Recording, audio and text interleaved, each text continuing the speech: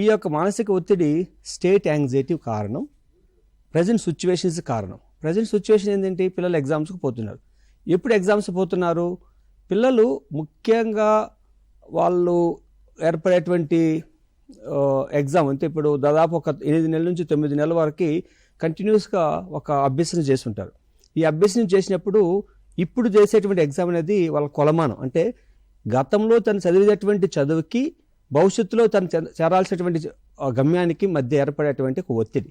అంటే మీకు ఇందాక చెప్పినటువంటి స్ట్రెస్, మానసిక ఒత్తిడి అనేది the person perceived ability, the conflict with the reality.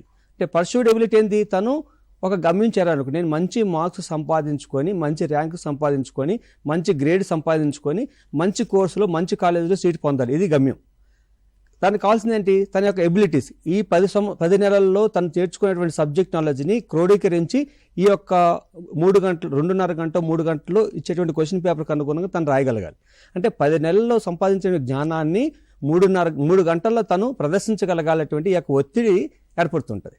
ఈ ఒత్తిడి ఏమవుతుందంటే వాళ్ళు ఎన్నో రకమైనటువంటి వ్యాకులతలకు లోనవుతాయి. అంటే నేను సరిగా పర్ఫామ్ చేస్తానా, నేను చదివినటువంటి క్వశ్చన్ పేపర్స్ వస్తాయా, లేదంటే నేను ఒకవేళ తక్కువ మార్కులు వస్తే అలాంటి కాలేజీలో నేను సీటు పొందగలుగుతాను. అంటే ఈ పీరియడ్లో, అంటే ఈ డిసెంబర్, జనవరి, ఫిబ్రవరి, ఈ 4 నెలలుగా యాంటిసిపేటెడ్ థింకింగ్ పెరుగుతుంది.